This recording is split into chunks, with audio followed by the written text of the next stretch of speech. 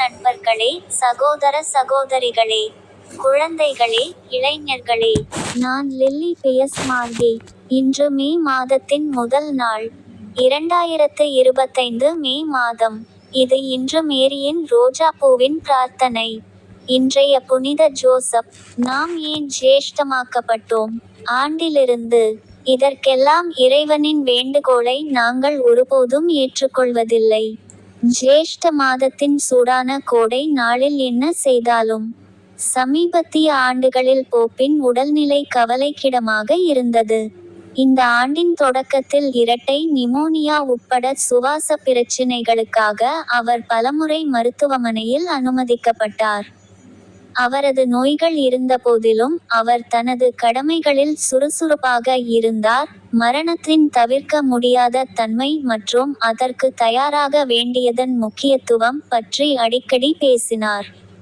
கத்தோலிக்க திருச்சபை இப்போது துக்கம் மற்றும் ஓய்வு நேர காலகட்டத்தில் நுழைகிறது. இதன் போது கார்டினல்கள் கல்லூரி ஒரு புதிய போப்பை தேர்ந்தெடுக்க கூடும்.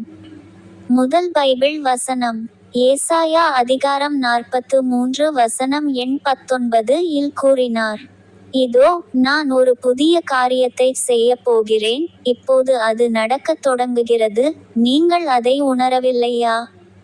நான் வனாந்தரத்தில் ஒரு சாலையை வனாந்தரத்தில் நீர் ஓடைகளை உருவாக்குவேன். வாக்குறுதியின் பொருள். நட்சத்திரக்குறி. இதோ, நான் ஒரு புதிய காரியத்தை செய்கிறேன்.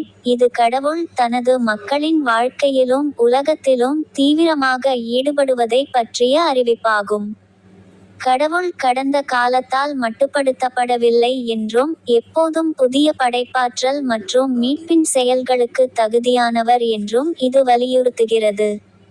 புதியது என்ற வார்த்தை முன்னோடியில்லாத ஒன்றை குறிக்கிறது, அவர்களின் தற்போதைய எதிர்பார்ப்புகள் அல்லது புரிதலுக்கு அப்பாற்பட்ட ஒன்று. நட்சத்திரக்குறி. நான் வனாந்தரத்தில் ஒரு வழியையும் பாலைவனத்தில் நீரோடைகளையும் உருவாக்குகிறேன். இது கடவுள் செய்யும் புதிய காரியத்திற்கு உறுதியான எடுத்துக்காட்டுகளை வழங்குகிறது. இரண்டாவது பைபிள் வசனம். அவர் 2 கொரிந்தியர் அதிகாரம் 12 வசனம் எண் 9 இல் கூறினார். ஆனால் அவர் என்னிடம், என் கிருபை உனக்கு போதும், ஏனென்றால் பலவீனத்தில் வல்லமை பூரணப்படுத்தப்படுகிறது, என்று கூறியுள்ளார். எனவே கிறிஸ்துவின் வல்லமை எனக்கு மிகவும் மகிழ்ச்சியுடன் என் பலவீனத்தில் பெருமை பேசுவேன். நட்சத்திரக்குறி. என் கிருபை உனக்கு போதுமானது. கடவுளின் கிருபை, அவருடைய தகுதியற்ற தயவு மற்றும் உதவி, பவுலை அவரது சிரமத்தில் தாங்க போதுமானது. கடைசி பைபிள் வசனம். சங்கீதம் 55 அத்தியாயம் 22 வசனம் இவ்வாறு கூறுகிறது. உங்கள் சுமைகளை யெகோவாவின் மீது வையுங்கள், அவர் உங்களை ஆதரிப்பார். ஒரு நீதிமான் ஒருபோதும் தள்ளாட விடமாட்டார். நாம் ஜெபிப்போம். ஓ அன்னை மரியாளே, ஓ புனித யோசேப்பு, இன்று மே மாதம். 2025 ஆண்டின் 5வது மாதம். பைபிள் ஜெபமாலை பற்றி குறிப்பிடுகிறதா? பதில் இல்லை. மணிகளின் சரத்தை பயன்படுத்தி ஜெபமாலை ஜெபிக்கும் கருத்து வேதத்தில் ஒருபோதும் குறிப்பிடப்படவில்லை, ஏனெனில் அது ஒரு மனித கண்டுபிடிப்பு. இது பைபிள் சார்ந்தது அல்ல, அது கடவுளுடையது அல்ல. ரோமன் கத்தோலிக்கர்கள் ஜெபமாலை ஜெபத்தை சில சொற்றொடர்கள் பைபிளில் காணலாம் என்று காட்டி ஆதரிக்கிறார்கள், ஆனால் ஹேல் மேரி பிரார்த்தனை மற்றும் ஹேல் பரிசுத்த ராணி பிரார்த்தனையின் பெரும்பாலானவை பைபிளில் காணப்படவில்லை.